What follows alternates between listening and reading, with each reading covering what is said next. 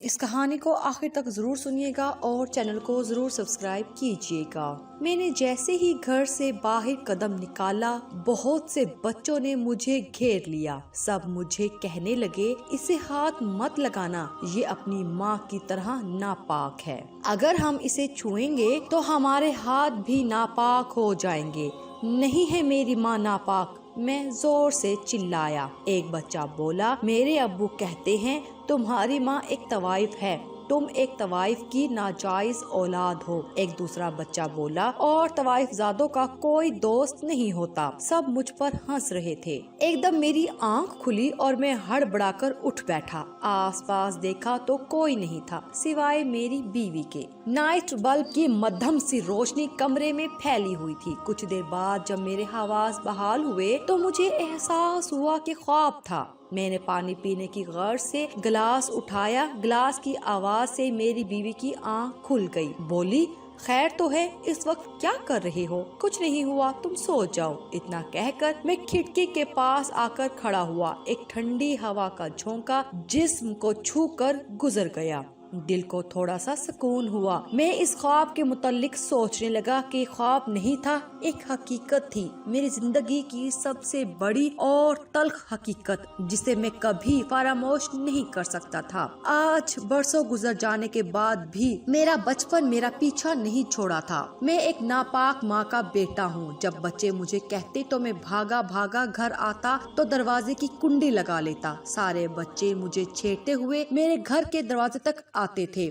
جب آوازیں آنا بند ہو جاتی تو میں دھیرے سے کمرے کی کھڑکی کھول کر باہر جھانکتا اور پھر اسی کھڑکی میں بیٹھ کر ماں کا انتظار کرنے لگتا۔ ایک کمرے کی چھت ہمارا گھر تھا جس میں میں اپنی ماں کے ساتھ رہتا تھا۔ ماں کیا کام کرتی تھی، کہاں آتی جاتی تھی، مجھے کچھ پتا نہیں تھا۔ بس وہ جانے سے پہلے اتنا کہہ کر جاتی کہ میرے آنے سے پہلے گھر سے باہر نہیں نکلنا۔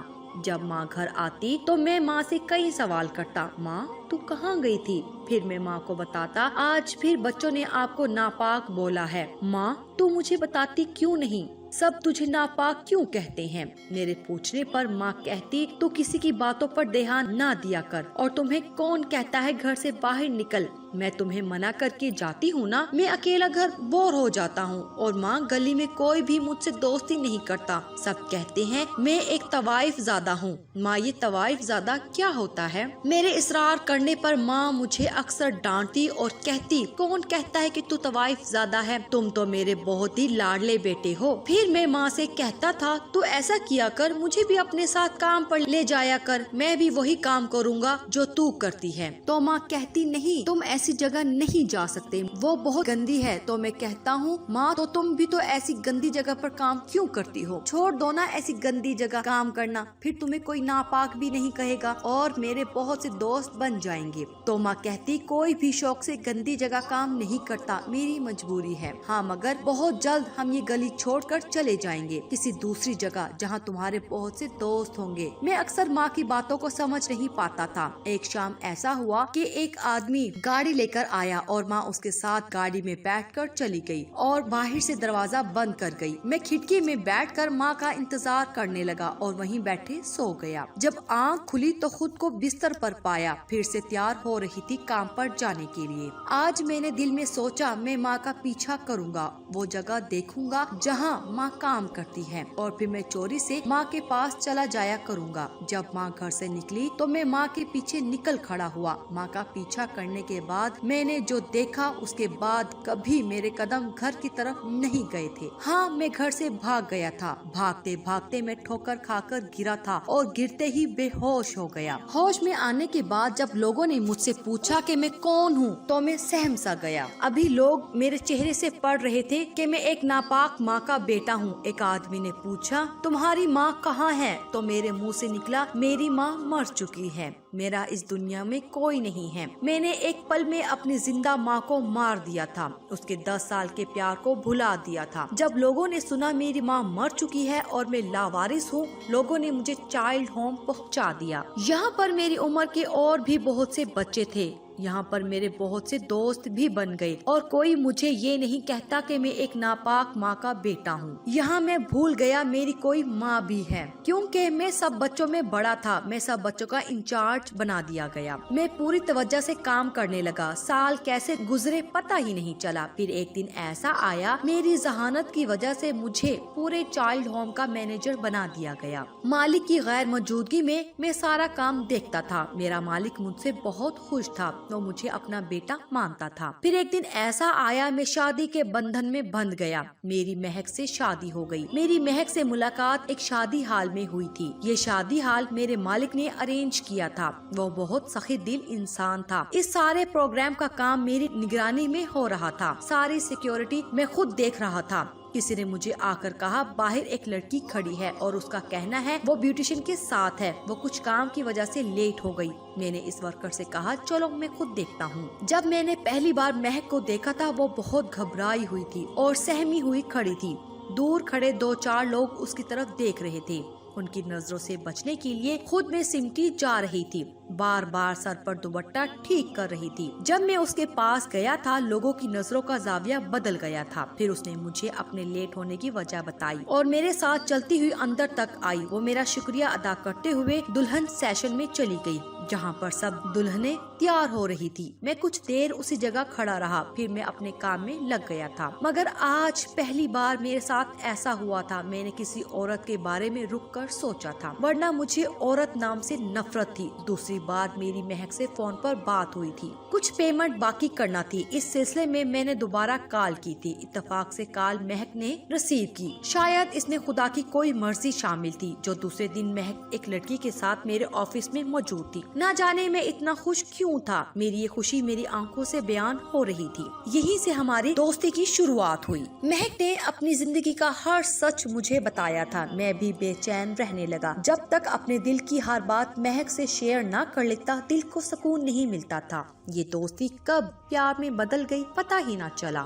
दूसरी तरफ महक का भी यही हाल था। जब महक ने अपने दिल का हाल बताया तो मैं खुशी से झूम उठा था। फिर हम दोनों ने शादी का फैसला किया। मैंने महक को सब सच बता दिया था, लेकिन ये नहीं बताया था कि मेरी माँ कौन थी।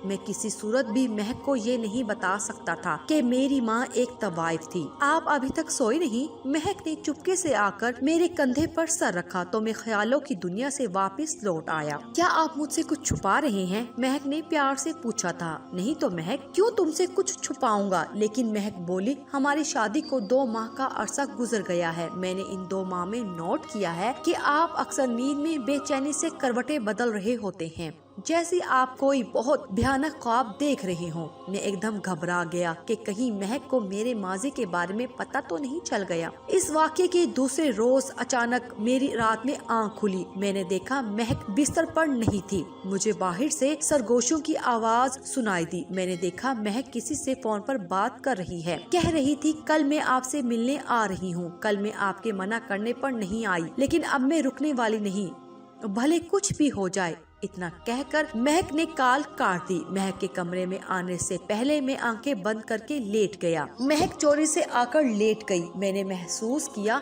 महक एक पल के लिए सोई नहीं। दिल चाहा महक से पूछूं क्या बात है, कौन है वो जिसके लिए वो इतनी बेचैन है। फिर सोचा नहीं, वो जब जाएगी तो खुद बताएगी। दिल में ख्याल आया, मैंने तो कहा था इस दुनिया में मेरा कोई नहीं, माँ बाप बहन भाई, फिर आज किस लिए वो रात भर नहीं सोई। दिल में तरह तरह के ख्याल आने लगे। नहीं, मेरी महक ऐसी नहीं है। उसने मुझसे कुछ नहीं छुपाया, अपनी जिंदगी का हर राज बताया है। कई सवालों में उलझे उलझे सुबह हो गई। मैं इंतजार में था महक मुझे बताएगी, लेकिन महक ने मुझे कहा उसे बाहर जाना है, कुछ जरूरी काम है, शाम तक लौट आऊंगी। मैं महक पर शक नहीं करना चाहता था, लेकिन जब मैंने महक के पार्लर कॉल की तो पता चला महक पार्लर गई ही नहीं। महक किसी और से मिलने गई थी, वो भी मुझे झूठ बोलकर। आखिर किससे, मुझे समझ नहीं आ रहा था। ना चाहते हुए मेरी सोच का दायरा गलत की तरफ जा रहा था, जो मैं हरगिज नहीं चाहता था। घर वापस आने पर महक ने बताया उसे कुछ दिन और पार्लर जाना है, कुछ पुराने कस्टमर हैं, वो सिर्फ उसी से ट्रीटमेंट चाहते हैं। मैंने महक को जाने से नहीं रोका, मगर दिल में फैसला किया कल को महक के पीछे जाऊंगा और देखूंगा वो किससे मिलने चाहती है।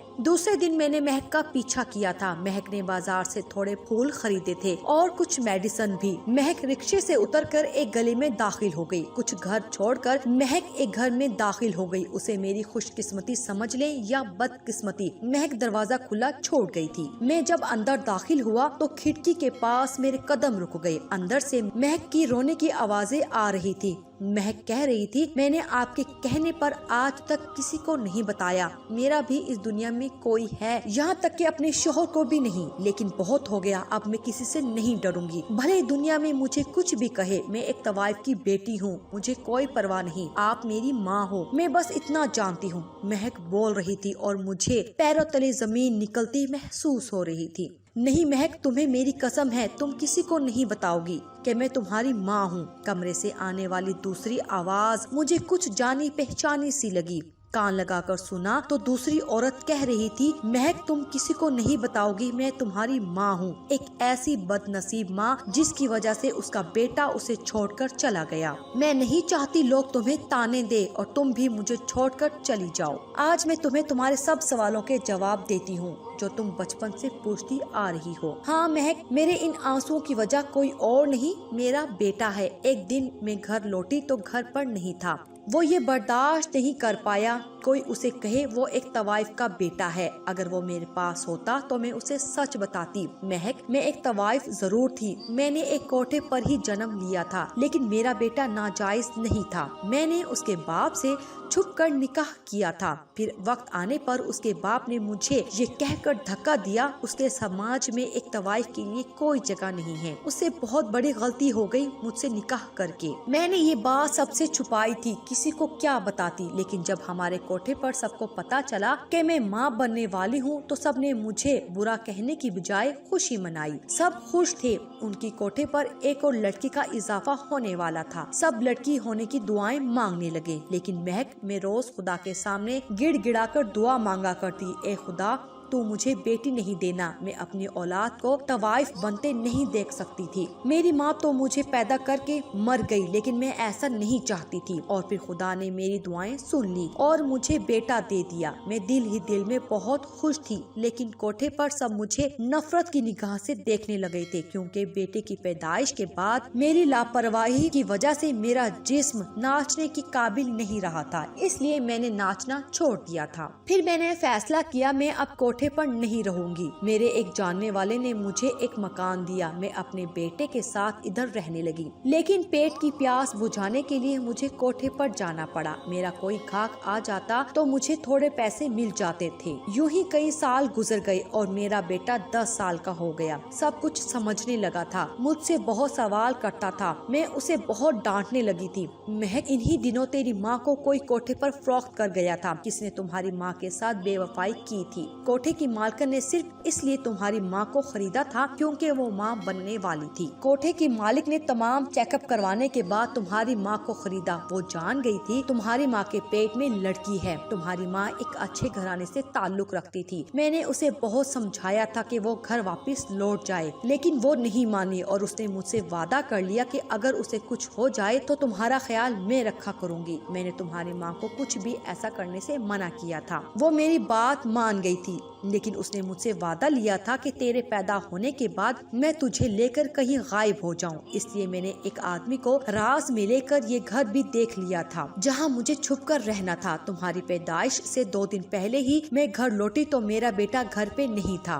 मैंने उसे हर जगह तलाश किया, हर गली तलाश की, सब बच्चों से पूछा, मगर वो कहीं ना मिला मुझे। सब कहने लगे कि एक बेटा कब तक बर्दाश्त करेगा कि वो एक तवाइफ का बेटा है, इसलिए वो घर छोड़कर भाग गया। मैं सबको कैसे बताती, मैं जैसी भी हूँ लेकिन एक माँ हूँ। वो मेरा सब कुछ था, मेरे जिगर का टुकड़ा था, मेरा बेटा था। इस जालिम दुनिया ने मुझसे मेरा बेटा छीन लिया था, लेकिन दुनिया वाले कब समझते हैं, उनके नजदीक एक तवाइफ का कोई दर्जा नहीं होता, फिर चाहे वो एक बहन हो, माँ हो या बेटी हो। तेरी पैदाइश पर पूरे कोठे पर बहुत नाच गाना हुआ, सब तुझे हाथों हाथ ले रहे थे। कोई कह रहा था तुम्हारी आंखें कितनी प्यारी हैं, कोई कह रहा था तुम जवान होकर कमाल का नाचोगी, लेकिन इन सब के दरमियान कोई था जो मेरी तरफ बहुत उम्मीद से देख रहा था, और वो तुम्हारी माँ थी। दूसरे दिन रात के अंधेरे में तुम्हारी माँ ने तुम्हें मेरे हवाले किया और कहा मेरी महक को इस जालिम दुनिया से बचा के रखना। आपी, मैं इस गलती की सजा इस मासूम को नहीं देना चाहती। मैंने तो तुम्हारी माँ को भी अपने साथ जाने का कहा, लेकिन वो नहीं मानी। बोली मैंने अपने घर से भागकर अपनी माँ का दिल दुखाया है और अब मैं अपनी महक से दूर रहकर अपनी गलती का अजाला करूंगी। उस दिन के बाद तुम्हारी माँ के साथ क्या सलूक हुआ होगा सिर्फ खुदा ही जानता है। मैं सिर्फ इतना जानती हूँ, उस दिन के बाद मैं कभी उस तरफ पलट कर नहीं गई और यहाँ इस घर में आकर रहने लगी। यहाँ मुझे कोई नहीं पहचानता था। अंदर से आवाजें आना बंद हो गई थी, सिवाय सिसकियों की आवाजों के अलावा। मेरे अंदर कुछ टूटा था जोर से। मैं एक मुसाफिर की तरह दहलीज पर गिरने वाला था और जिन हाथों ने मुझे बिस्मिल्लाह खैर कर गिरने से बचाया था, वहाँ हाथ किसी और के नहीं थे बल्कि मेरी माँ के थे। मेरे कानों में जो पहली आवाज पड़ी थी वो ये थी कि बेटा जरा संभल कर, और दूसरी आवाज मेरी बीवी की थी जो कहने लगी आप यहाँ पर कैसे। मेरी माँ नापाक नहीं है और ना ही नापाक थी। मैं रो रहा था और मेरे साथ मेरी जन्नत भी रो रही थी। मैं रोते हुए माँ के कदमों में गिर गया और चीखते हुए कहने लगा माँ, मैं वही बदनसीब हूँ, मैं तेरा बेटा हूँ। मेरी माँ ने मुझे सीने से लगाया। मैं रो रो कर एक ही बात कह रहा था, मेरी माँ तवाइफ नहीं है, मेरी माँ मेरी जन्नत है, मेरी माँ मेरी जन्नत है।